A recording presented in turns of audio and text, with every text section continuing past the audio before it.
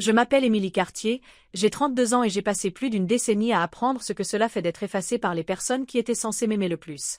Chaque fête de famille passait dans le même silence, chaque photo de famille publiée sans mon visage, chaque chaise au repas de la Toussaint occupée par quelqu'un d'autre tandis que la mienne restait vide.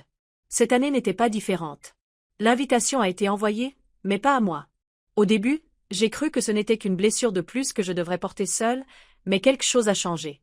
Car lorsqu'on a été mis de côté assez longtemps, il arrive un moment où l'on arrête de mendier une place à table et où l'on commence à construire la sienne. C'est ce que j'ai fait, avec l'homme qui a vu ma valeur quand ma famille refusait de le faire. J'ai trouvé la force de faire plus que de m'éloigner, j'ai trouvé le courage de leur montrer la vérité qu'ils pensaient avoir enterrée. Et laissez-moi vous dire, lorsque cette vérité a vacillé à travers leur parfaite table de la Toussaint, pas une seule personne dans cette pièce ne pouvait respirer. Vous voulez savoir comment tout cela est arrivé? Restez avec moi, car cette histoire, vous ne l'oublierez pas. Laissez-moi vous ramener là où tout a commencé. Je n'étais pas invitée. Ni cette année, ni l'année dernière, ni depuis 12 ans. Le courriel est arrivé un mardi après-midi, alors que je terminais un rapport dans mon bureau à Lyon. L'objet était lumineux et joyeux, du genre qui semble presque désespéré à force de vouloir paraître chaleureux. Repas de la Toussaint de la famille Cartier 2025 RSVP avant vendredi. Mon estomac s'est noué avant même que je ne clique, car je savais déjà. Je l'ai ouvert quand même. Tout le monde y était. Camille, bien sûr, avec son mari et leurs 2 garçons. Tante Janine de Montpellier, avec son fameux gratin de patates douces. Oncle Robert, portant probablement encore cette casquette de pêche qu'il croit porte-bonheur. Même ma cousine Liliane, qui m'avait un jour volé ma robe de soirée et menti avec un aplomb déconcertant. Leurs noms s'alignaient comme des décorations sur un sapin. Mais pas le mien. Pas d'Émilie. Pas une faute de frappe. Juste un vide là où j'aurais dû être. J'ai fixé l'écran jusqu'à ce que les mots deviennent flous. Ce genre d'exclusion ne crie pas. Il bourdonne, un son bas et constant, comme un réfrigérateur en marche en arrière-plan, jusqu'au jour où le silence devient tout ce que vous entendez. J'ai essayé de refermer mon ordinateur portable, mais ma main s'est figée à mi-chemin. Ce n'était pas du choc, c'était la confirmation de quelque chose avec lequel je vivais depuis plus d'une décennie. Derrière moi, les baies vitrées de mon bureau laissaient voir la ville qui s'étendait, brumeuse dans le soleil de fin d'après-midi. J'avais lutté durement pour obtenir ce bureau d'angle, pour les diplômes encadrés sur le mur, pour la stabilité financière qui signifiait que je n'avais jamais à demander d'aide à personne. Et pourtant, la pièce me semblait plus froide que le brouillard qui descend parfois de Fourvière. J'ai dû rester immobile trop longtemps, car Jacques a frappé doucement au cadre de ma porte. Il s'est penché, la cravate desserrée, les cheveux repoussés en arrière après une longue journée. Sa voix était posée, celle qui parvenait à m'ancrer à chaque fois. On dirait que tu as vu un fantôme. J'ai tourné l'ordinateur portable vers lui. Il s'est approché, a parcouru le courriel du regard, puis m'a regardé avec ce mélange de pitié et de frustration qu'il n'arrivait jamais tout à fait à cacher lorsqu'il s'agissait de ma famille. Encore? 12 ans, ai-je murmuré. 12 ans, et il continue de faire comme si c'était une tradition familiale à laquelle je n'appartiens. Pah! Il a tiré la chaise en face de moi et s'est assis. Émilie, à un moment donné, tu dois cesser de courir après leur approbation. Ils ont fait leur choix. Il ne s'agit pas d'approbation, ai-je dit, plus sèchement que je ne le voulais. Il s'agit de ne pas être effacé. Il m'a observé un long moment, puis a pris ma main. Sa paume était chaude contre la mienne, me ramenant sur terre. Je sais que ça fait mal. Mais peut-être qu'il est temps d'arrêter d'attendre une invitation qui ne viendra jamais. Avant que je puisse répondre, mon téléphone a vibré sur le bureau. Le nom de tante Janine s'est affiché à l'écran. J'ai hésité, puis j'ai décroché. Emily, ma chérie? Sa voix portait toujours cet accent chantant de Montpellier. Je voulais juste m'assurer que tu avais bien vu le courriel. Nous nous réunissons tous à Annecy cette année. C'est Camille qui reçoit, tu sais comment elle est avec les décorations, ce sera magnifique. Ma gorge s'est serrée. Je me suis forcée à demander. C'est maman qui t'a demandé d'appeler? Non, non, a dit Janine rapidement. C'est juste moi. J'aime prendre des nouvelles. Tout le monde est tellement excité. Tout le monde? J'ai entendu le mot trop clairement. J'ai fermé les yeux. Ça a l'air merveilleux, ai-je dit, en gardant ma voix égale. J'espère que vous passerez un bon moment. Il y eut une pause, comme si elle réalisait ce qu'elle venait de confirmer. Puis un petit rire nerveux. Quoi qu'il en soit, on se voit bientôt, ma belle. Lorsque la ligne est devenue silencieuse, je suis restée assise, immobile. Jacques a serré ma main une fois, mais il n'a rien dit. Il savait qu'il n'y avait rien à dire. Je me suis adossée à mon fauteuil, le bourdonnement de la ville à peine audible en contrebas. Ma famille avait choisi son cercle et l'avait resserré chaque année. Je n'en faisais pas partie. Et pourtant, alors même que la douleur familière s'installait dans ma poitrine, une autre pensée a commencé à germer, calme mais persistante. S'ils refusaient de me voir, peut-être était-il temps que je leur montre, d'une manière qu'ils ne pourraient pas ignorer. Le curseur clignotait sur l'écran vide de mon ordinateur. Dehors, la dernière lumière du jour tombait sur Lyon, chaude et dorée, mais mon bureau semblait toujours aussi froid. Je suis restée assise très calmement, écoutant le silence s'alourdir, jusqu'à ce que je me lève enfin, ferme l'ordinateur et glisse le téléphone dans mon sac. Quand je me suis retournée, Jacques me regardait toujours. Ses yeux contenaient la question qu'il n'avait pas besoin de poser. J'ai hoché la tête une fois, et cela a suffi. Ce soir-là, alors que nous rentrions chez nous, les lumières de la ville défilant derrière la vitre, j'ai réalisé que ce courriel n'avait mis fin à rien. Il avait commencé quelque chose. Je me suis réveillée le lendemain matin avec le courriel tournant encore en boucle dans ma tête, comme une chanson que je ne pouvais pas éteindre. Le plafond de notre appartement à Lyon avait la même apparence, le soleil filtrait à travers les stores en douces bandes de lumière, mais je me sentais plus lourde, comme si j'avais porté un fardeau à travers mes rêves.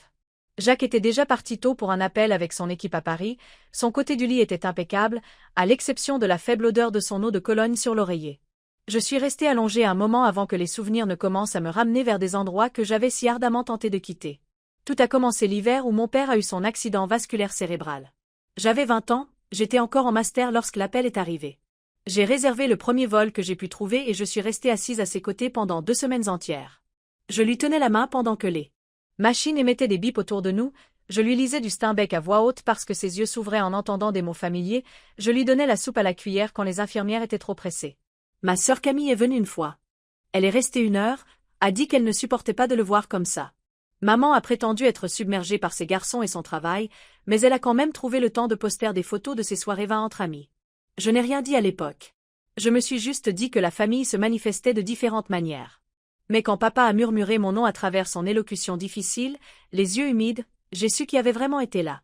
Pourtant, lorsque la Toussaint est arrivée cette année-là, maman a donné à Camille la place d'honneur à table, vantant sa résilience, tandis que j'étais assise au bout de la table, à côté du fils des voisins qui était entré par hasard.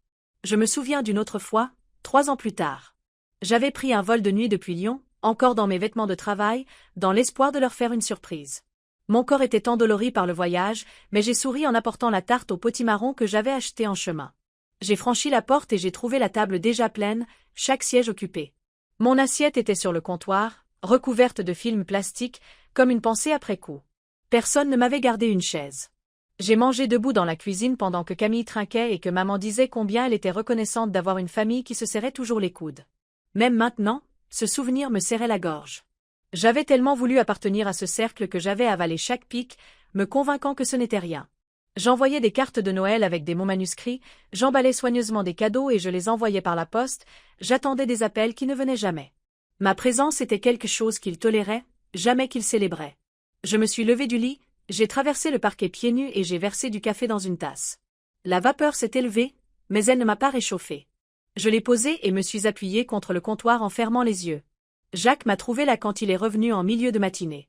Il a desserré sa cravate, m'étudiant attentivement. « Tu es silencieuse » a-t-il dit. J'ai eu un petit rire. Ce n'est pas nouveau. Il s'est approché, a passé sa main le long de mon bras. Être silencieuse est une chose, Émilie. Être réduite au silence en est une autre. Je l'ai dévisagé, les mots m'ont frappé plus profondément que je ne l'aurais cru. Réduite au silence. C'était exactement ce que je ressentais. Non pas comme si j'avais choisi la solitude, mais comme s'il m'avait découpé de la photo et dit au monde que je n'avais jamais été là. Le café avait refroidi. Je l'ai vidé dans l'évier et j'ai rincé la tasse.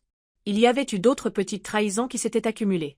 Je me suis souvenu de maman postant une photo de famille à la plage il y a des années, celle que j'avais prise. Elle m'avait découpée sans même s'en rendre compte.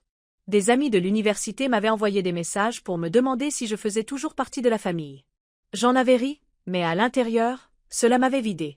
Une Toussaint, Camille m'avait appelé du magasin de décoration pour me demander si les serviettes bleu canard ou corail seraient mieux pour la table. Je lui avais dit que je ne venais pas cette année-là. Elle avait répondu d'un ton guilleret que ce n'était pas grave, qu'il me garderait une assiette. Mais personne ne l'a fait. J'ai appuyé mes mains sur le comptoir, sentant la pierre fraîche sous mes paumes. Ma poitrine était oppressée, mes côtes tendues contre quelque chose qui avait été enfermé trop longtemps. Jacques a touché mon épaule. « Qu'est-ce que tu veux faire ?» Je n'ai pas répondu tout de suite. La vérité, c'est que je voulais disparaître complètement de leur orbite. Mais une autre partie de moi voulait qu'ils voient, ne serait-ce qu'une fois, ce qu'ils avaient fait. J'ai repensé à papa, à la façon dont il disait que j'étais celle qui faisait durer les choses. Cette phrase m'était restée longtemps après sa mort. Camille rend les choses bruyantes, avait-il dit un jour avec un sourire las. Toi, tu les fais durer. J'ai pris mon téléphone et j'ai fait défiler d'anciens messages. Aucun de maman au cours de la dernière année, à l'exception d'un bref, joyeux anniversaire, sans appel. Camille ne m'avait envoyé un texto que pour me demander si je pouvais envoyer de l'argent pour aider à payer l'appareil dentaire de son aîné. Je l'avais envoyé. Elle n'avait même pas dit merci. La bouilloire a sifflé doucement sur la cuisinière, bien que je ne l'ai pas allumée. Pendant une seconde, j'ai cru l'avoir imaginé, mais j'ai ensuite réalisé que Jacques l'avait mise en marche pour du thé, sa façon de combler le silence par de petites attentions. Il a versé de l'eau dans une tasse et l'a glissée vers moi. J'ai enroulé mes mains autour, reconnaissante pour la chaleur. Mon reflet dans la fenêtre semblait pâle, mes yeux fatigués. Un instant, je me suis demandé si j'étais vraiment devenue ce qu'il disait que j'étais, distante, trop occupée, trop froide. Puis je me suis souvenue d'être assise dans cette chambre d'hôpital, la main de papa serrant la mienne, ses lèvres formant mon nom. J'avais été là. J'avais toujours été là. L'appartement est redevenu silencieux. Dehors, la circulation bourdonnait le long du boulevard, la vie continuait comme si rien n'avait changé. Mais en moi, quelque chose avait basculé. Jacques a parlé doucement, presque comme s'il se parlait à lui-même. Parfois, la seule façon de répondre au silence, c'est avec quelque chose de plus bruyant. Je me suis tournée vers lui, mon cœur battant la chamade, même si je ne savais pas encore à quoi ressemblerait ce plus bruyant. Je savais seulement que j'en avais fini de les laisser m'effacer. Le thé fumait entre nous, et pour la première fois depuis des années, la pensée de la Toussaint ne me faisait pas me recroqueviller. Elle me rendait impatiente. Jacques avait cette façon de rendre tout stable, même quand le sol se dérobait sous mes pieds. Ce soir-là, alors que nous étions assis dans le salon, les lumières de la ville scintillant à travers les hautes fenêtres, il a versé 2 verres de vin et m'en a tendu un. Son expression était calme, mais je le connaissais assez bien pour voir l'attention derrière ses yeux. « Je ne vais pas prétendre comprendre ce que tu ressens, » a-t-il dit doucement, « mais je sais que tu mérites mieux que ce qu'il te donne. » J'ai pris une gorgée, le vin âpre sur ma langue, et j'ai reposé le verre. Tu sais ce qui est le pire? Il me donne l'impression que j'ai tout imaginé. Que je suis le problème. Que je suis trop sensible ou trop distante. Jacques s'est adossé, ses épaules se détendant contre le canapé. C'est comme ça que les gens gardent le contrôle, Émilie. En te faisant douter de ta propre réalité. Je l'ai observé un long moment, le faible reflet de son visage dans la vitre derrière lui. Jacques Whitfield n'était pas seulement stable, il était bâti sur la stabilité. Il avait grandi avec rien dans une petite ville de l'Est de la France, avait cumulé 2 emplois pendant ses études, puis avait tout investi dans l'entreprise qui deviendrait plus tard Next Wave System. À 34 ans, il l'avait introduite en bourse. Les gros titres le qualifiaient de milliardaire, mais il parlait rarement d'argent. Pour lui, le succès, c'était la liberté, le fait de ne jamais être redevable à quiconque ne voyait pas sa valeur. Parfois, je me demandais si c'était pour ça qu'il me comprenait si bien. Il a pris son téléphone, a fait défiler brièvement quelque chose, puis a relevé les yeux vers moi. Ta mère m'a appelé au printemps dernier. J'ai cligné des yeux. Elle t'a appelé, toi? Oui. Il a hésité, choisissant ses mots avec soin. Elle m'a demandé si je pouvais aider Camille avec ses dettes de carte de crédit. Elle a dit que ça soulagerait la pression pour ses garçons. Une bouffée de chaleur m'a envahi le visage. Elle est allée te voir toi, au lieu de moi. La mâchoire de Jacques s'est crispée. Je lui ai dit non. Poliment, mais fermement. J'ai dit que notre relation était entre toi et moi, pas une banque qu'elle pouvait solliciter. J'ai joint mes mains, mon pouls battant dans mes oreilles. Alors il pouvait me rayer du repas de la Toussaint, m'effacer des photos, et quand même penser que c'était normal de demander de l'argent. Il a pris ma main, son pouce caressant l'arête de mon articulation. C'est ce que je veux dire. Ils veulent ce que tu donnes, mais ils ne te reconnaîtront pas. J'ai repensé à tous les virements que j'avais faits au fil des ans, aux appels tard dans la nuit quand Camille insistait sur le fait que la facture de l'orthodontiste était trop élevée, quand maman disait que le remboursement du prêt immobilier était en retard. J'avais envoyé de l'argent sans hésiter, croyant que cela me maintenait lié à eux. Maintenant, j'avais l'impression d'avoir payé des cotisations à un club qui n'avait jamais eu l'intention de m'accepter. Je me suis levée et je suis allée jusqu'à la bibliothèque, faisant courir mes doigts sur les dos des livres jusqu'à ce qu'ils atterrissent sur la photo encadrée, nichée entre 2 romans. C'était de ma remise de diplôme. Le bras de papa autour de mon épaule, maman et Camille de l'autre côté. À première vue, on aurait dit une famille rayonnante de fierté. Mais je me souvenais de la vérité. Camille avait failli manquer la cérémonie, trop occupée par l'enterrement de vie de jeune fille d'une amie. Maman avait souri pour la photo, mais avait murmuré juste après qu'elle espérait que je ne prendrais pas un travail trop loin. Les bords du cadre se sont enfoncés dans ma main, et je l'ai reposé. La voix de Jacques a brisé le silence. Tu sais que je serai à tes côtés, quoi que tu décides. Je me suis retournée vers lui, la gorge nouée. Je sais. Il s'est penché en avant, les coudes sur les genoux. Émilie, nous n'avons pas besoin d'eux. Tu n'as pas besoin d'eux. Mais si tu veux les affronter, si tu veux leur faire voir ce qu'ils ont fait, je serai là. Sa certitude m'a stabilisée, même alors que la douleur en moi s'intensifiait. L'idée de m'éloigner était tentante, mais une autre partie de moi brûlait pour quelque chose de plus. Pas une vengeance pour le plaisir de la vengeance, mais un règlement de compte. L'horloge sur le mur semblait faire plus de bruit dans la pièce silencieuse. Dehors, la ville continuait de bouger, les voitures s'écoulaient le long des quais du Rhône, les lumières clignotaient dans les immeubles. À l'intérieur, je me suis laissé expirer lentement. Je me suis rassise à côté de lui, assez près pour que nos épaules se touchent. Tu penses vraiment qu'ils écouteraient? Il a eu un petit rire sans humour. Écouter n'est pas le but. Voir, voilà le but. Les mots sont restés en suspens entre nous. Voir.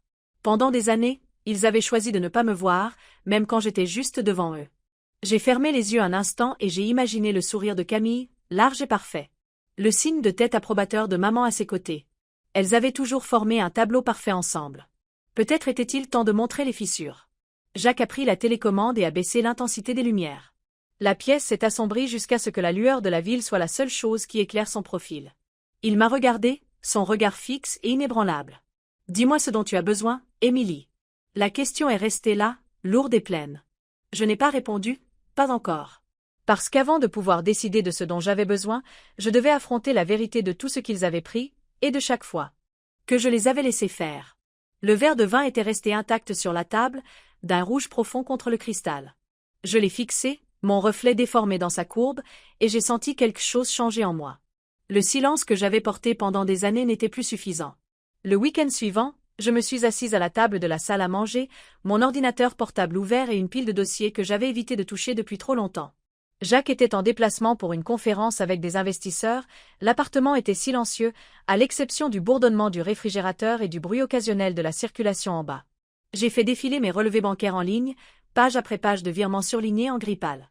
10 000 € ici pour un appareil dentaire, 15 000 là pour un remboursement de prêt, 2 000 autres pour ce que maman avait appelé une urgence temporaire. Quand j'ai tout additionné, le chiffre m'a sauté aux yeux comme une accusation, 250 000 €. 10 ans à aider, à virer de l'argent tard dans la nuit, à croire que mes sacrifices prouveraient que j'appartenais à leur monde. Je me suis adossée à ma chaise, le cuir a grincé, ma poitrine était serrée par un sentiment qui ressemblait à de la trahison, mais aussi à de la honte. Je les avais laissés m'utiliser, et ils ne m'avaient même pas remercié.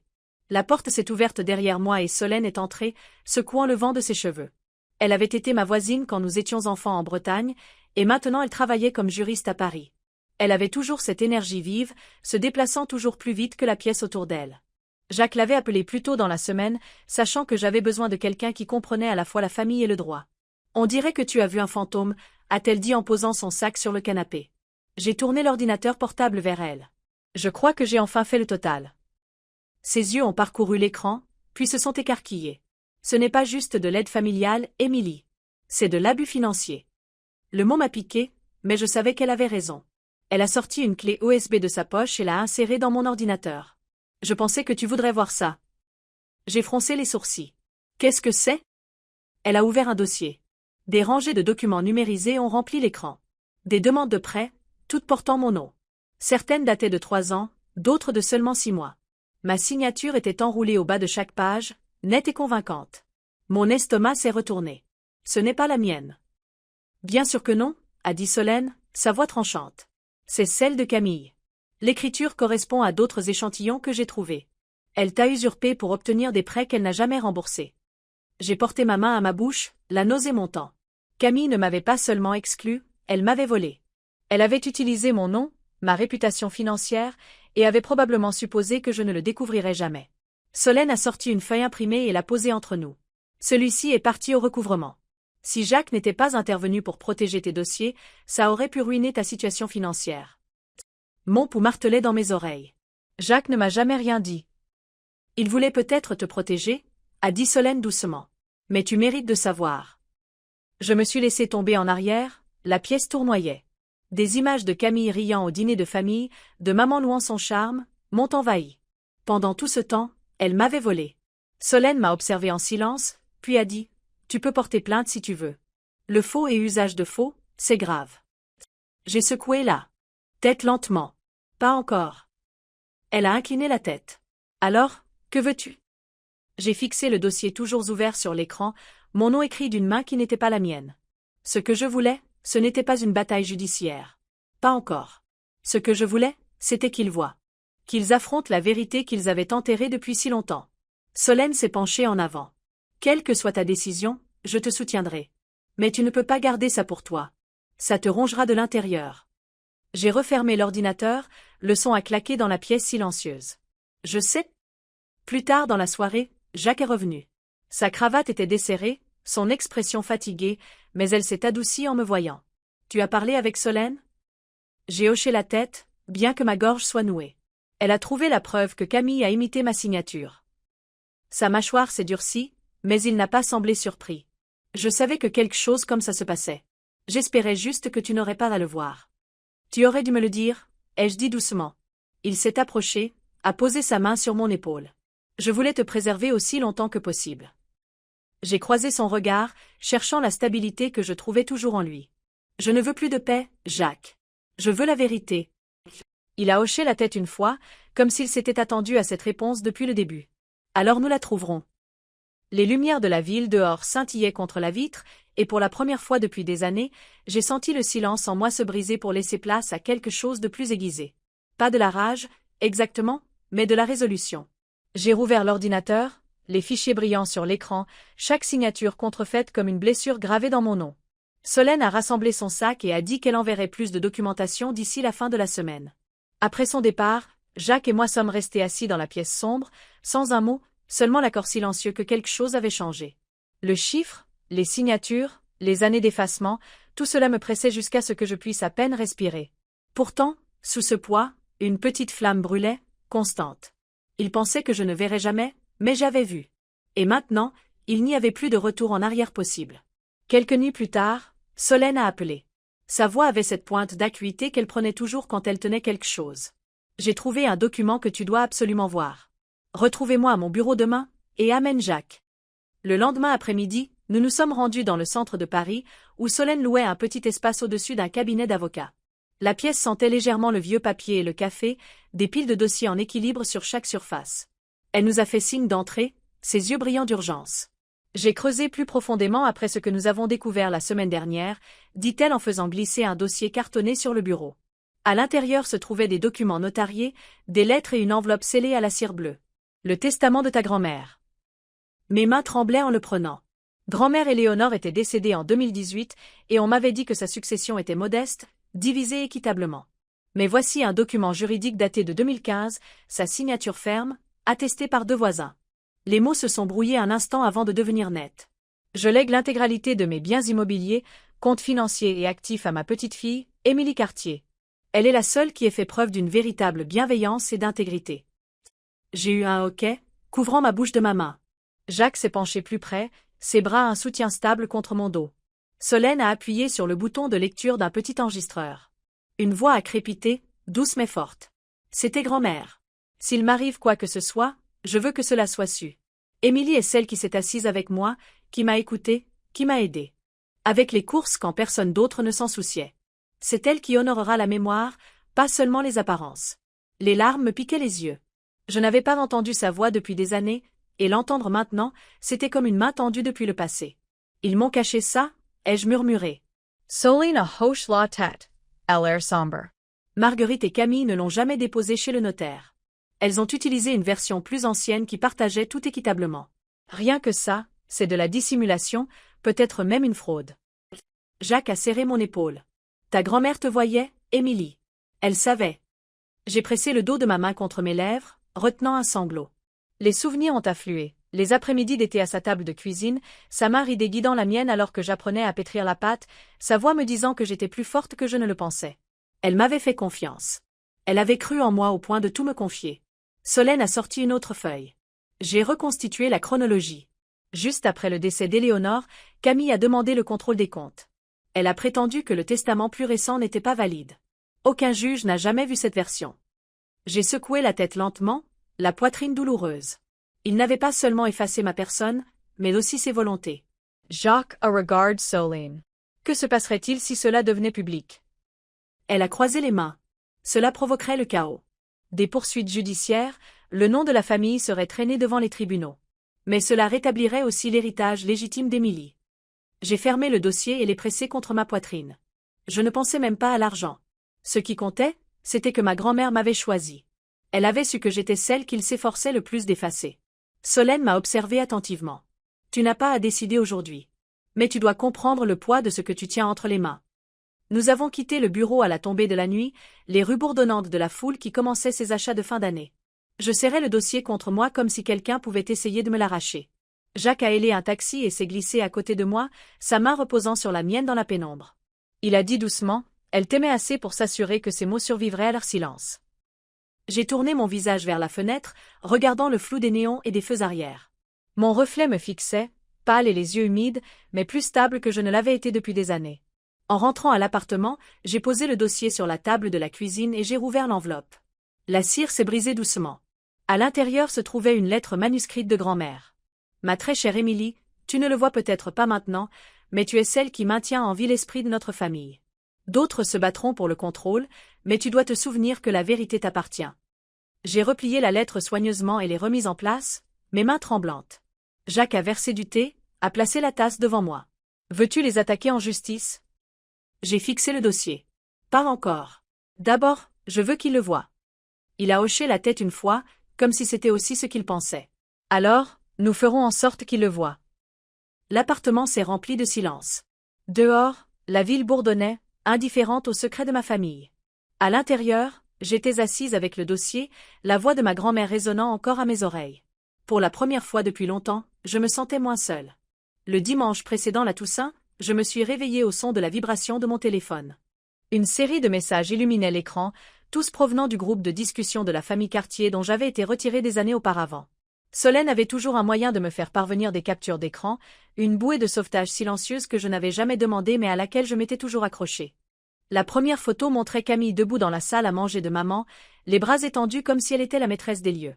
Des bougies bordaient la table, le linge de maison assorti était parfaitement plié, des citrouilles peintes en or. Sa légende disait, le repas de la Toussaint sera impeccable cette année. Maman avait commenté en dessous, il est toujours quand tu es aux commandes, ma chérie. Des cœurs et des applaudissements virtuels suivaient de la part des cousins, des tantes, des oncles. Ma poitrine s'est serrée. Leurs mots peignaient le tableau d'une famille unie par la chaleur, mais je savais que c'était faux. C'était une pièce de théâtre, et Camille en était la vedette. Une autre capture d'écran est arrivée, cette fois de Liliane ajoutant sa petite touche personnelle. J'ai hâte. Au moins, on n'aura pas à supporter Émilie qui débarque pour tout gâcher. J'ai serré le téléphone plus fort, les lettres se brouillant. La cruauté était désinvolte, comme si j'étais un inconvénient dont ils avaient été épargnés. Jacques est entré dans la cuisine, encore en survêtement, les cheveux en désordre après le sommeil. Il a versé du café et m'a jeté un coup d'œil. On dirait que tu as envie de jeter ce téléphone contre le mur. Je l'ai posé, l'écran face contre la table. Ils organisent leurs vacances parfaites, apparemment, ils célèbrent le fait que je n'y sois pas. Il a glissé une tasse vers moi, son expression indéchiffrable. C'est ce qu'il faut. Ils réécrivent l'histoire pour qu'elle leur convienne. J'ai enroulé mes mains autour de la tasse, la chaleur s'infiltrant dans mes paumes. Pendant des années, j'avais essayé de combattre cette réécriture en étant utile, en envoyant de l'argent, en me montrant. Mais tout ce que cela avait fait, c'était leur donner plus de raisons de m'effacer. Plus tard dans l'après-midi, je suis sortie prendre l'air. Le froid de novembre me mordait les joues. La ville était vivante, pleine de klaxons et de foules emmitouflées. J'ai descendu la rue jusqu'à la librairie où grand-mère m'emmenait quand elle venait me rendre visite. J'ai fait glisser mes doigts sur les dos des livres de cuisine, me souvenant d'elle fredonnant en tournant les pages, planifiant déjà quelle tarte nous allions faire. Ce souvenir m'a ancré alors que je laissais la colère se transformer en quelque chose de plus calme, de plus tranchant. Quand je suis revenue, Jacques avait installé son ordinateur portable sur la table de la salle à manger. Il avait ouvert les réseaux sociaux et faisait défiler les publications de mes proches. « Regarde ça », a-t-il dit en tournant l'écran. Maman était identifiée sur une photo avec ses amis lors d'un brunch. La légende disait « Marguerite est si altruiste, toujours à donner, toujours à faire passer la famille en premier. » J'ai laissé échapper un rire amer. Altruiste. C'était son masque préféré. Jacques s'est adossé. Ils ont construit un récit où tu es le problème, et tout le monde applaudit. La vérité est plus bruyante, ai-je dit doucement. Ce soir-là, j'ai appelé Solène. Sa voix était posée. Je viens de voir les captures d'écran. Ça va? J'ai pris une profonde inspiration. Je suis fatiguée d'être effacée de l'histoire. Alors, réécrivons-la, a-t-elle répondu. Nous avons parlé pendant près d'une heure, planifiant sans nommer les choses, planifiant. Elle a promis de continuer à suivre la discussion, de rassembler plus de preuves de ce qu'il disait dans mon dos. Avant de raccrocher, elle a ajouté « Plus ils montrent qu'ils sont vraiment, plus il te sera facile de le montrer au monde. » J'ai terminé l'appel et je suis resté près de la fenêtre, regardant les lumières clignoter à travers Lyon. En bas, un couple marchait main dans la main, riant dans la nuit. Je me suis demandé s'ils savaient ce que c'était que d'être effacé par les personnes même censées vous tenir le plus près. Jacques est venu derrière moi, passant ses bras autour de ma taille. Il a posé son menton sur mon épaule. Qu'est-ce qu'elle a dit? Qu'ils écrivent leur propre version de moi. Et que nous allons les laisser faire. Il a froncé les sourcils. Less laissez-faire. Je me suis tourné légèrement, assez pour voir son reflet dans la vitre. Parce que le moment venu, nous leur présenterons la vraie version. Les mots semblaient lourds, mais ils m'ont apporté une étrange paix. Pour la première fois, je ne me débattais pas pour réparer ou prouver. J'attendais, laissant leurs propres actions construire le dossier contre eux. Le lendemain matin, une autre notification a vibré. Camille avait posté un boomerang d'elle-même en train d'accrocher des guirlandes dans le salon de maman. Sa légende était remplie de gratitude et de lumière. Les commentaires ont afflué, les gens admiraient son esprit, son engagement, sa capacité à maintenir la famille unie. Et là, niché parmi les cœurs et les louanges, se trouvait la réponse de maman. « Tu es le ciment qui nous maintient ensemble. » J'ai fixé ces mots jusqu'à ce que ma vision se brouille. Puis j'ai posé le téléphone. Je suis allé dans la chambre où Jacques se préparait pour une réunion. Il a levé les yeux vers moi, sa cravate à moitié nouée. Ils l'ont appelé le ciment, ai-je dit. Il a haussé un sourcil. C'est drôle. D'habitude, le ciment maintient tout ensemble en masquant les fissures. La remarque m'a fait rire malgré moi. Le son était aigu et inattendu. Un instant, il a allégé la lourdeur dans ma poitrine. Quand il est parti pour sa réunion, je suis resté seul dans l'appartement silencieux. Le dossier avec le testament de grand-mère reposait toujours sur la table, la lettre soigneusement pliée à l'intérieur. Je l'ai rouverte, traçant les courbes de son écriture. Tu dois te souvenir que la vérité t'appartient. La vérité était entre mes mains maintenant, mais le timing était crucial. La Toussaint n'était que dans quelques jours, et je pouvais sentir son poids se rapprocher à chaque heure.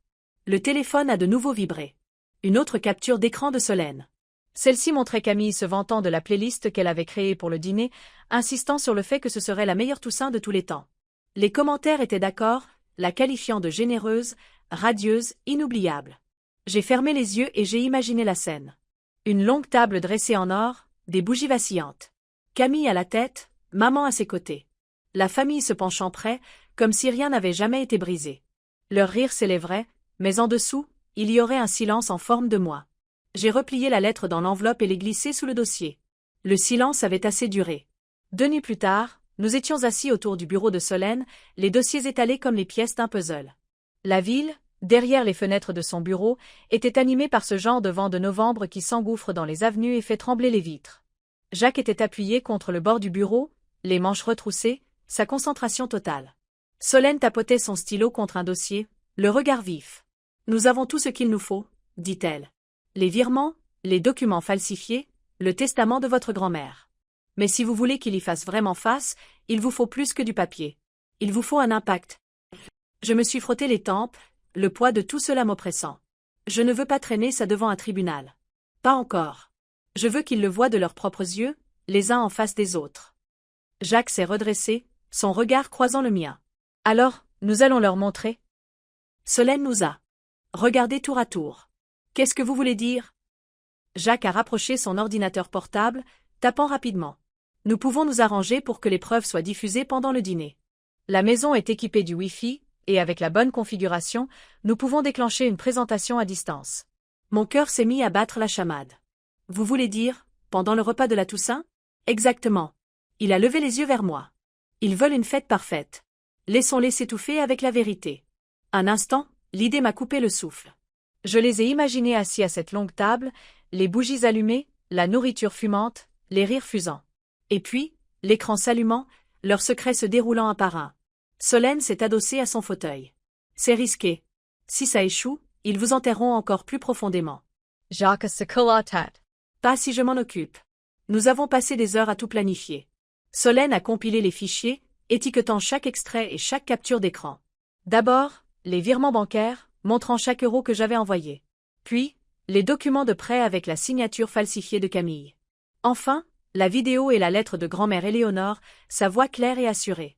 Je suis restée assise en silence pendant qu'il travaillait, mes mains agrippées aux accoudoirs de la chaise. De temps en temps, Jacques me jetait un regard, comme pour vérifier que je n'avais pas changé d'avis.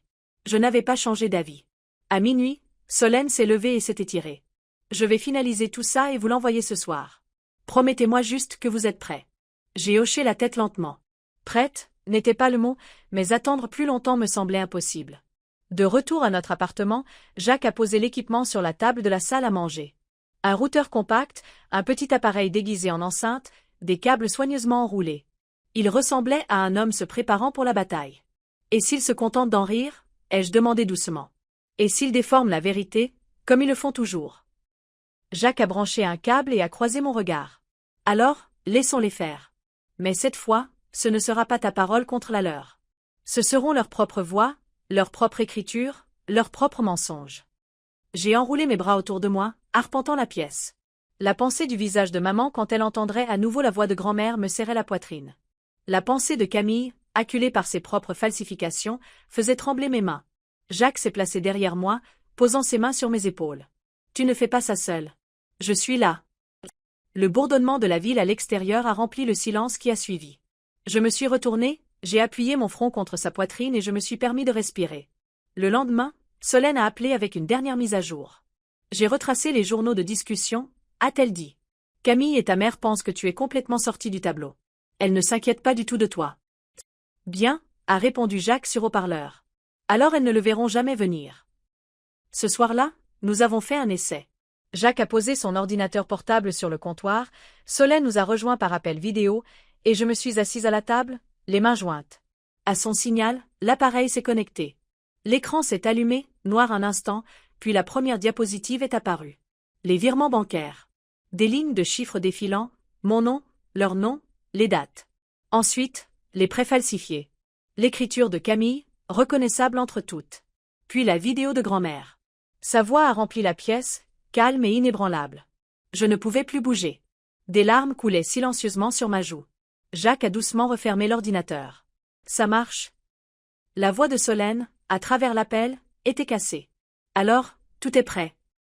J'ai essuyé mon visage et j'ai hoché la tête. Ouah! Toussaint était dans 3 jours. Plus tard dans la soirée, alors que Jacques préparait un petit sac pour notre voyage, je suis restée près de la fenêtre, fixant le flou des feux arrière sur les quais. L'idée de les exposer devant tout le monde me tordait l'estomac. Mais sous la nervosité, il y avait quelque chose de plus stable, la certitude que le silence ne durerait pas éternellement. Jacques a fermé la fermeture éclair de son sac et a levé les yeux. Demain, nous prenons l'avion pour Paris, puis nous partons pour Lille. Pendant qu'ils s'assiéront pour dîner, nous serons déjà loin. Je me suis détournée de la fenêtre, mon cœur battant à la perspective de ce qui allait arriver. Pour la première fois depuis des années, j'avais l'impression d'être celle qui tenait le scénario.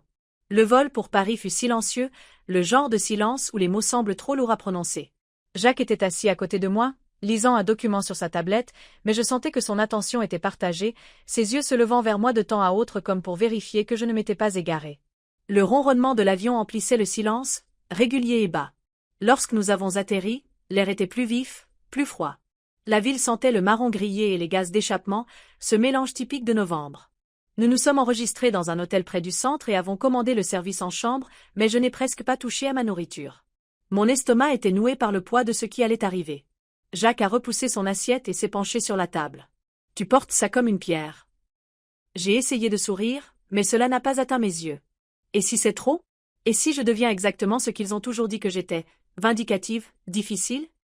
Il a secoué la tête lentement. Émilie, dire la vérité n'est pas de la cruauté.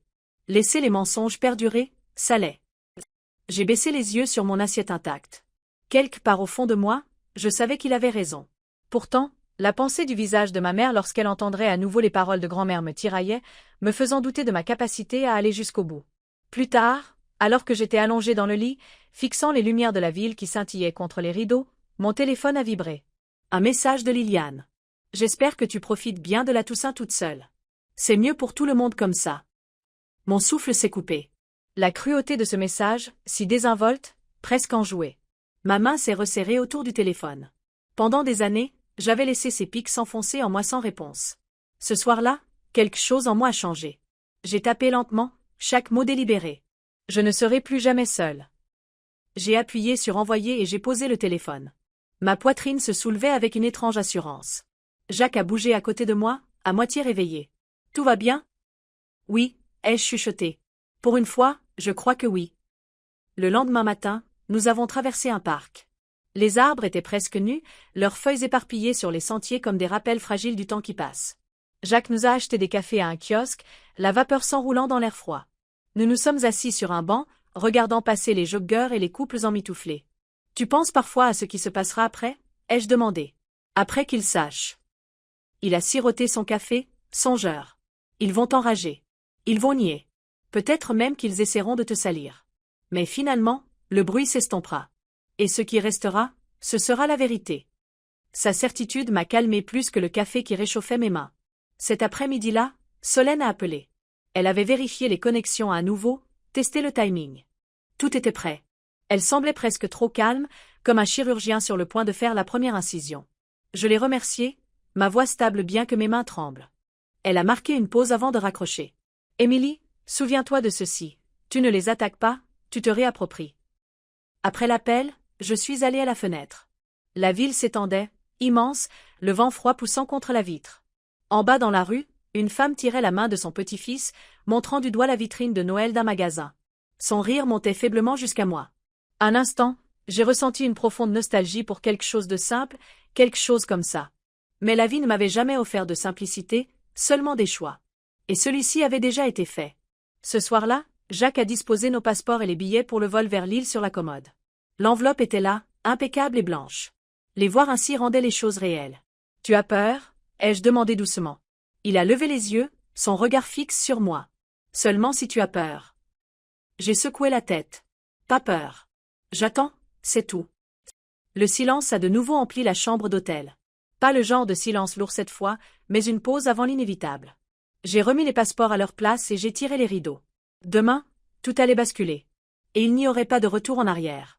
Le jour de la Toussaint s'est levé gris sur Paris, le genre de matin où les nuages sont bas et où l'air sent légèrement la neige, même s'il n'en tombe pas. Jacques et moi avons quitté l'hôtel avec seulement 2 sacs. Sa main était posée fermement dans le creux de mon dos alors que la voiture s'éloignait en direction de l'aéroport. Mon téléphone a vibré une fois de plus. Le message de Solène a illuminé l'écran, c'est l'heure. À des centaines de kilomètres au sud, ma famille se rassemblait autour de la table. Camille s'affairant avec les bougies, maman ajustant la vaisselle de porcelaine. J'imaginais cette pièce que je connaissais si bien, les murs peints d'un jaune doux, le buffet garni de photographies encadrées. Cela faisait des années que je n'y avais pas mis les pieds, mais je pouvais encore sentir les rainures des chaises de la salle à manger sous mes mains. Jacques était assis à côté de moi, son téléphone posé sur sa paume. À 15 heures précises, il a tapé sur l'écran. Le programme s'est lancé, fluide, silencieux. Nous avons regardé la petite icône de l'appareil clignoter en vert, confirmation que la connexion tenait. J'ai fermé les yeux, imaginant le moment où l'écran au-dessus de leur table parfaite s'animerait. Cela aurait commencé doucement, un bourdonnement statique, les lumières baissant légèrement. Puis le téléviseur sur le mur du fond s'allumant. Au début, peut-être aurait-il pensé que c'était un accident, un des enfants ayant attrapé une télécommande. Mais ensuite, la première diapositive serait apparue. Les virements bancaires. Des lignes nettes de texte noir défilant sur l'écran. Mon nom, leur nom, les dates, les montants. 10 000 € pour un appareil dentaire, 15 000 pour un prêt immobilier, 5 000 autres pour des factures. La pièce serait devenue silencieuse, les fourchettes suspendues en l'air, le cliquetis découvert cessant. La voix de Camille aurait probablement brisé le silence la première, tranchante et dédaigneuse. Une erreur, un bug. Mais ensuite serait venu le deuxième fichier. Les documents de prêt remplissant l'écran. Mon nom imprimé en haut, ma signature en bas. Mais je ne les avais jamais signés. L'écriture était la sienne, les boucles des lettres, la façon dont elle barrait ses T, identique aux mots qu'elle laissait sur le réfrigérateur. J'imaginais la voix de maman s'élever, cassante et tendue. « Camille, qu'est-ce que c'est ?» Et Camille, perdant pied, le visage empourpré, son charme s'évanouissant. Elle aurait peut-être bafouillé, m'accusant d'avoir falsifié les preuves moi-même, de tordre la vérité pour la faire paraître coupable. Mais, cette fois, la pièce ne l'aurait pas cru si facilement. Le troisième fichier se serait alors lancé. Une vidéo, granuleuse mais claire. Grand-mère Éléonore, assise sur son porche, enveloppée dans un châle, les yeux fatigués mais le regard ferme. Sa voix se serait propagée à travers les haut-parleurs, douce mais résolue. Je veux qu'Émilie ait tout. C'est elle qui est venue quand personne d'autre ne le faisait. C'est elle qui fait durer les choses. Le silence après ces mots a dû être suffocant. Maman s'agrippant à son verre, les fils de Camille se regardant nerveusement, trop jeunes pour comprendre le poids de la situation mais assez grands pour sentir la tension. Jacques a tapé une autre touche sur son téléphone, et la pièce finale s'est déroulée. La lettre, numérisée dans son intégralité. L'écriture inimitable de grand-mère. Ma très chère Émilie, la vérité t'appartient. J'ai imaginé les visages, alors, pâles sous la lueur des bougies, chaque mensonge qu'ils avaient construit se dénouant fil par fil. De retour dans la voiture, j'ai ouvert les yeux, le cœur battant, bien que je sois à des kilomètres de là. Jacques a posé le téléphone et a pris ma main. C'est fait. Un instant, je n'ai pas pu parler. J'ai de nouveau imaginé la pièce, l'écran maintenant noir, le silence qui s'étire. Quelqu'un aurait pu essayer d'en rire, mais personne ne pouvait effacer ce qu'il venait de voir. Alors que la voiture filait vers l'aéroport, j'ai tourné mon visage vers la fenêtre. La ville était un flou de gris et d'or, les gens s'affairaient, inconscients de la tempête qui venait d'éclater à des centaines de kilomètres au sud. Lorsque nous avons atteint le terminal, Jacques a serré ma main une dernière fois. Ils savent maintenant, Émilie. Et plus rien ne sera jamais comme avant. J'ai porté le poids de cette vérité avec moi en passant la sécurité, le bruit de l'aéroport gonflant autour de nous.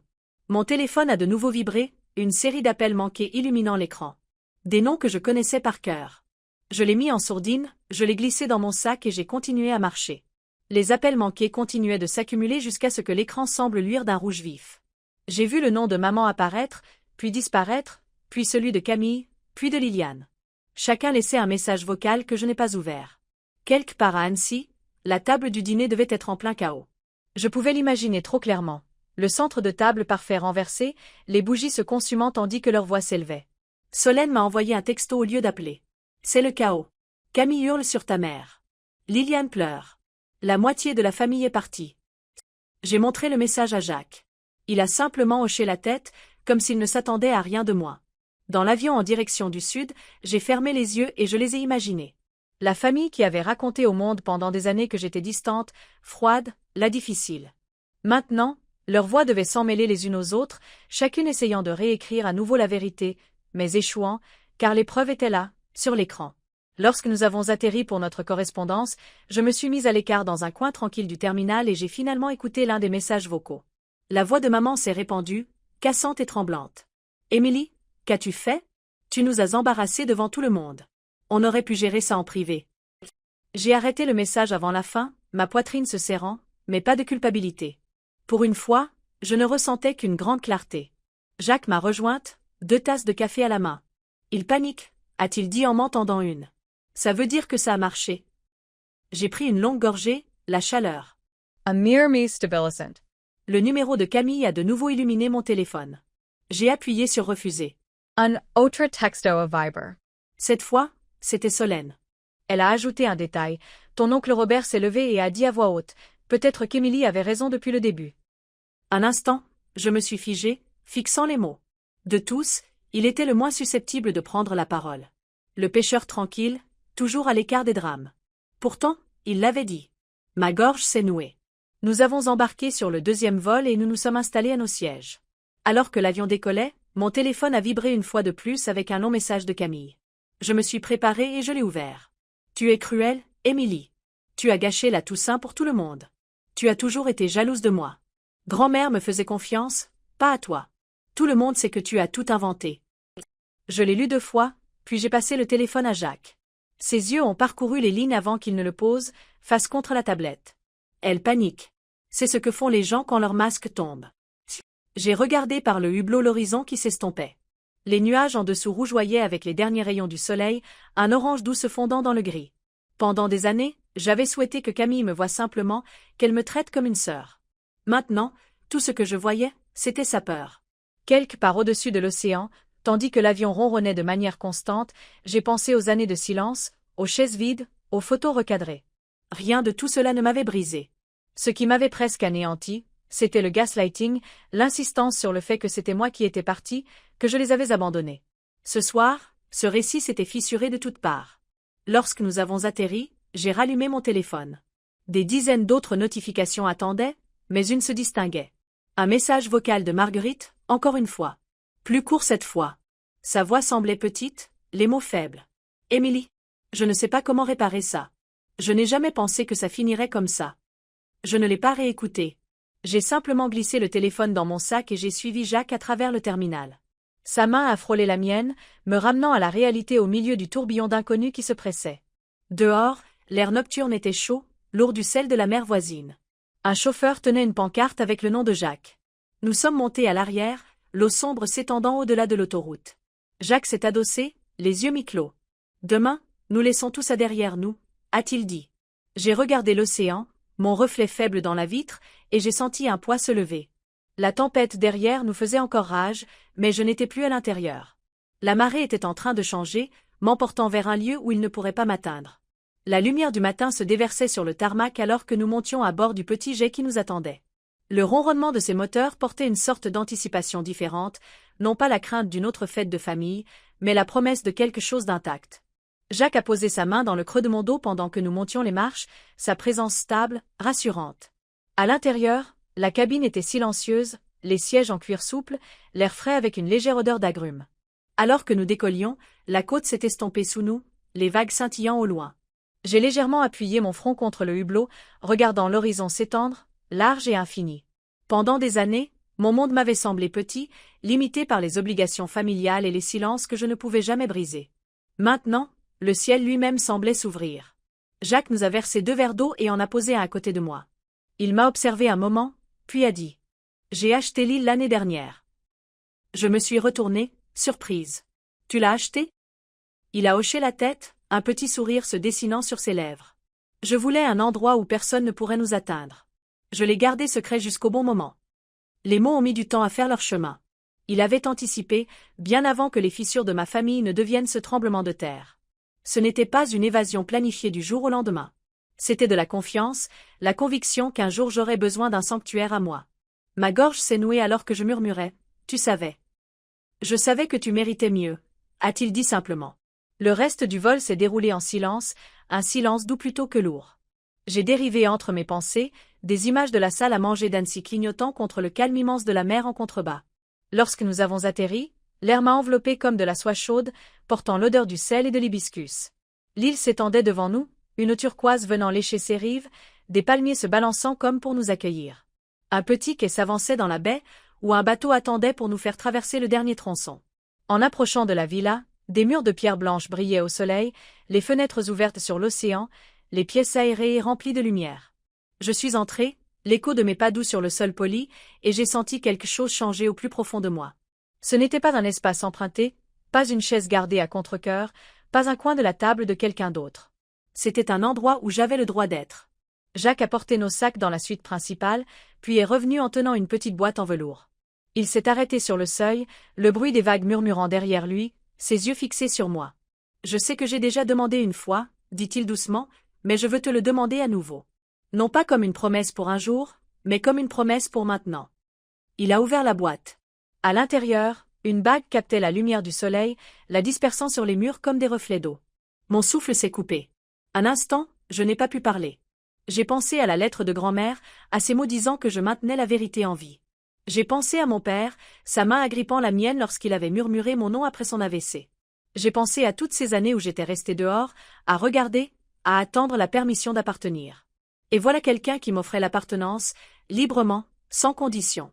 Oui, ai-je murmuré, le mot à peine audible, mais ferme. Il a glissé la bague à mon doigt, ses mains chaudes contre les miennes. Nous sommes restés là un long moment, les vagues portant le son de notre silence. Plus tard, alors que le soleil déclinait, nous avons marché le long de la plage.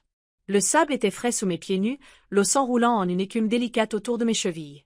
Jacques tenait ma main, son pouce caressant légèrement la nouvelle alliance en or. L'île semblait vivante, chaque brise portant l'odeur du sel et des fleurs, chaque vague un rappel que j'avais traversé vers un lieu qui m'appartenait entièrement. Nous sommes retournés à la villa et avons ouvert grand les portes du balcon. L'air nocturne est entré, chaud et doux, portant le chant des cigales. J'ai posé le petit collier de perles que grand-mère m'avait laissé sur la commode, là où le clair de lune captait son éclat. Elle a sa place ici aussi, ai-je dit doucement. Jacques m'a regardé avec une compréhension silencieuse. Elle serait fière. La pièce s'est emplie de quiétude, mais pas de celle qui m'avait hanté pendant des années. Ce silence était pur, en attente, plein de possibilités. J'ai éteint la lampe, le bruit de l'océan nous enveloppant, et j'ai laissé l'obscurité s'installer, stable comme une respiration. Le soleil du matin inondait le balcon, peignant l'eau de traînées d'or et d'argent. Je me suis réveillée au son des vagues qui venaient doucement mourir sur le rivage, régulière et calme comme un battement de cœur. Pour la première fois depuis des années, je ne me suis pas réveillée avec un nœud dans la poitrine. Le téléphone sur la table de chevet vibrait avec d'autres appels manqués, mais je n'ai pas cherché à le prendre. Je l'ai laissé là, silencieux et sans réponse, tandis que je m'enveloppais dans le calme de l'île. Jacques était déjà dans la cuisine, pieds nus, fredonnant sous sa barbe en coupant des fruits. Il a levé les yeux quand je suis entrée, son sourire facile. « Tu as dormi ?» a-t-il dit, comme si c'était une petite victoire. Je me suis versé un café, humant sa chaleur, et je l'ai rejoint à table. La bague à mon doigt captait la lumière, encore nouvelle et étrange, et pourtant, elle semblait avoir toujours été là. Plus tard, je suis sortie avec ma tasse et j'ai marché le long du sable. Le vent portait l'odeur du sel et de l'hibiscus, l'air s'enroulant autour de moi comme un châle doux. J'ai pensé à Annecy, à cette salle à manger qui avait dû paraître plus petite après que la vérité s'y soit déversée. J'ai pensé à la voix de Camille se brisant, au silence de maman, à la façon dont la famille s'était reconfigurée en un instant. Mais je ne désirais plus leur approbation. Ce besoin s'était évanoui. Je me suis agenouillée dans le sable et j'ai sorti de ma poche le petit collier de perles que grand-mère m'avait laissé. Je l'ai enfoui dans la terre, juste assez pour que le soleil en capte l'éclat, puis je l'ai laissé reposer. Elle avait toujours cru que je porterais sa vérité, et maintenant, je l'avais fait. Jacques m'a rejointe, glissant sa main dans la mienne. « Tu as l'air plus légère », dit-il doucement. « Je le suis », ai-je répondu. Nous avons passé la journée à marcher sur le rivage, à nager dans l'eau claire, à partager un repas sur la terrasse tandis que le soleil déclinait. C'était comme une autre vie, mais c'était la mienne. Cette nuit-là, alors que les vagues s'enroulaient contre le rivage et que les étoiles s'aiguisaient dans le ciel, je me suis assise sur la terrasse et j'ai laissé les souvenirs venir. Toutes ces années à être laissées de côté, sur des photos recadrées, avec des assiettes gardées qui n'apparaissaient jamais. Pendant si longtemps, ces blessures m'avaient défini. Maintenant, elles n'étaient que des ombres, s'estompant derrière la luminosité de ce que j'avais choisi. Mon téléphone a de nouveau vibré. Cette fois, je l'ai pris, non pas pour répondre, mais pour écouter. La voix de Marguerite a rempli le message vocal, fatiguée, presque fragile. « Émilie, je ne sais pas comment réparer ça. Je n'ai jamais pensé que ça se terminerait comme ça. » J'ai fermé les yeux. Elle avait fait son choix. Ils l'avaient tous fait. J'ai effacé le message, j'ai posé le téléphone face contre la table et je me suis adossée à ma chaise. L'océan bourdonnait de manière constante, et pour une fois, je me sentais tout aussi constante. Jacques est sorti avec 2 verres de vin, m'en a tendu un et s'est installé dans la chaise à côté de la mienne. Nous les avons entrechoqués doucement. « Au commencement » a-t-il dit. « Au fin » ai-je ajouté. Et les deux semblaient vrais. Le vent de l'île soufflait dans les palmiers, les carillons de la terrasse tintaient doucement. J'ai pensé aux mots de grand-mère, « La vérité t'appartient ».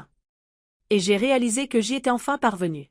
Pendant des années, j'avais cru que la vengeance, c'était le feu, la destruction. Mais assise là, l'océan s'étendant, large et infini, j'ai compris que c'était plus simple. La vengeance, c'était la vérité dite à voix haute. La vengeance, c'était de choisir la paix pour moi-même quand ils essayaient de me la refuser. J'ai levé mon verre, les étoiles se reflétant à sa surface, et j'ai laissé le silence s'installer autour de nous. Si vous avez déjà été exclu de la table où vous pensiez avoir votre place, si vous avez déjà porté le poids du silence accolé à votre nom, sachez ceci, vous n'êtes pas seul. Partagez votre histoire dans les commentaires, ou même juste un mot, pour qu'aucun de nous n'ait apporté ce silence seul. Et si cette histoire a touché quelque chose en vous, restez avec moi. Il y a d'autres vérités à raconter, et d'autres silences qui attendent d'être brisés.